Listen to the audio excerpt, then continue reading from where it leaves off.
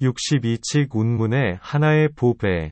산문을 가지고 등농으로 오미여 스스로 불천객이 되어서 죽이기도 하고 살리기도 하고 사로잡기도 하고 놓아주기도 한다.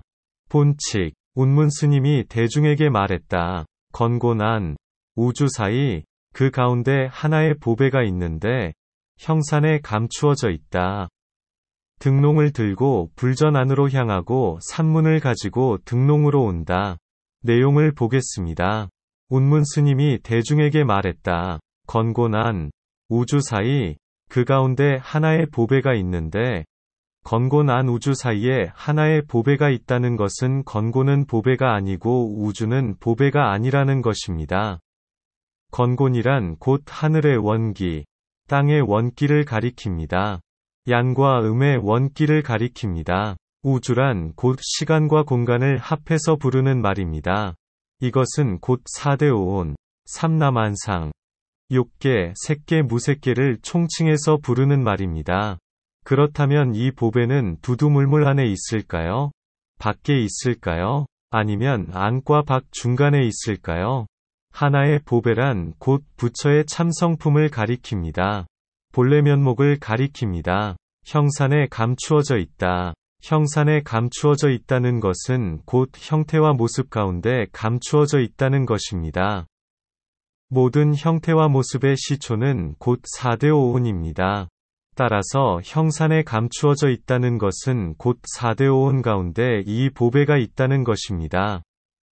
4대가 화합하여 음과 양, 하늘과 땅, 산과 바다를 이루고 오온이 화합하여 모든 생명들의 몸과 마음을 이루게 됩니다. 그런데 이 가운데 보배가 있다는 것입니다. 지금 운문 스님은 두두물물에 부처의 성품이 있다고 말하고 있는 것입니다.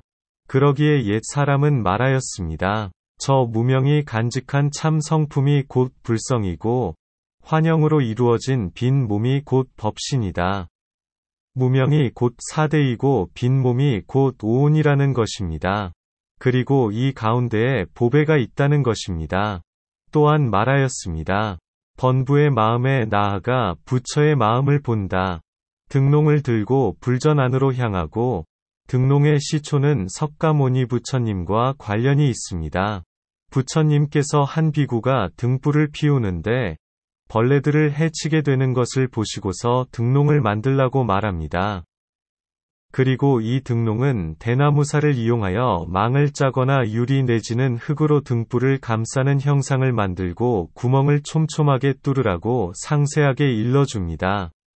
이 등농을 들고 부처님이 계시는 불전 안으로 들어간다는 것입니다. 그게 무슨 말일까요? 원래 천연한 광명이라면 사람의 눈을 상하게 하지 않는 것입니다. 또한 나방이나 벌레들을 해치지 않는 것입니다. 그러나 저 등농의 불은 그러지 못합니다. 왜냐하면 이 불은 가르침 아래에서 수행을 통해 인위적으로 일으킨 것이기 때문입니다. 저 한 곳에 운집한 대중들은 바로 이러한 등농을 들고 있다는 것입니다. 산문을 가지고 등농으로 온다. 이것은 곧 촌늙은이가 세계의 계단 위에서 춤을 추는 것을 말합니다. 산문이라고 한 것은 곧 교학의 가르침에서 인용한 말입니다. 소승과 대승에서 모두 쓰는 용어로 곧 공문, 무상문, 무원문을 가리킵니다. 이 세 가지는 모두 해탈이라는 성으로 들어가는 문이 되기에 세 가지 해탈문이라고도 부릅니다. 그리고 이 세 가지 문은 번뇌가 없는 자가 들어가기에 출세간 무루문에 속합니다. 대승에서는 예컨대 유가사지론에서는 변계소집성으로 말미암아 공해탈문을 세우고 의탁이성으로 말미암아 무원해탈문을 세우고 원성실성으로 말미암아 무상해탈문을 세운 것이다 라고 하였습니다. 이것은 곧 변계소집성에 집착하는 것을 타파하기 위해 공해탈문을 세웠다는 것입니다. 의탁이성을 부수기 위해 무원해탈문을 세웠다는 것입니다. 저 원성실성에 나아가도록 하기 위해 무상해탈문을 세웠다는 것입니다. 산문을 가지고 등롱으로 온다는 것은 스스로 불천객을 자처하며 찾아가서 선교방편으로 죽이기도 하고 살리기도 하고 사로잡기도 하고 놓아주기도 한다는 것입니다. 그리고 여기에는 또 다른 뜻이 함축되어 있습니다. 그것을 알 수 있어야 저 옛 사람에게 다가갈 수 있는 것입니다. 여기에 대해 원호 스님은 말하기를 운문대사가 옳기는 옳지만 왜곡이 있다. 그래도 조금은 견줄만하다. 그러나 만약 자세히 점검해 본다면 아직 똥냄새를 면한 것이 아니다라고 하였습니다. 똥냄새를 면한 것이 아니다라고 한 것은 곧 저 교학의 말을 가지고 이 일을 보이려고 했다는 것을 지적한 것입니다.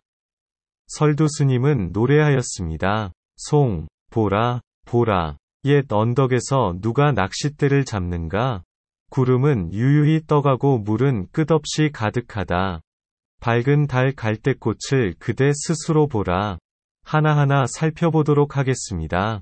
보라, 보라. 무엇을 보아야 할까요? 그저 고개를 들고서 보면 되는 것일까요?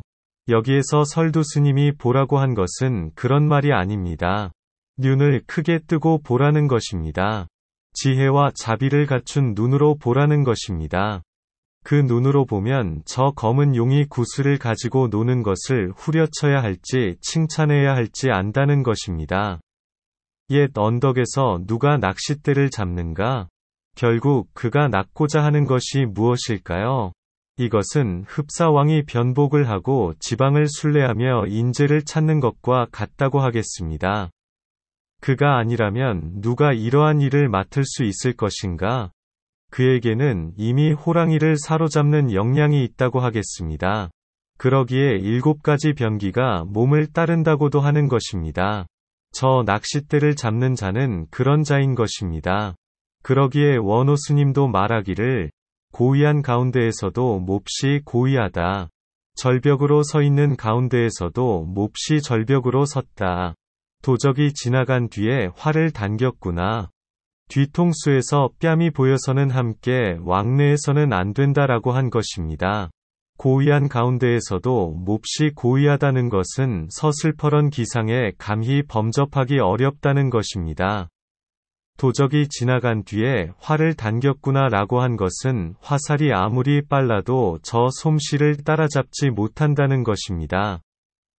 뒤통수에서 뺨이 보여서는 함께 왕래해서는 안 된다라고 한 것은 그저 눈을 씻어내고 귀를 씻어내는 무리에 떨어지지 말라는 것입니다. 예컨대 어떤 농부가 소를 끌고 강가에 이르렀는데 누군가 거란과 주왕의 흉폭함을 말하는 것을 듣고서 스스로의 귀를 씻어내고 곧장 소를 끌고 되돌아가는 것과 같다는 것입니다. 구름은 유유히 떠가고 물은 끝없이 가득하다. 구름은 큰 산을 떠나 유유히 움직이고 물은 옹달샘에서 흘러 큰 함지에 이르렀다는 것입니다. 밝은 달 갈대꽃을 그대 스스로 보라. 밝은 달 갈대꽃이라고 한 것은 곧 밝은 달과 갈대꽃이 회호하기도 하고 회호하지 않기도 하다는 것입니다.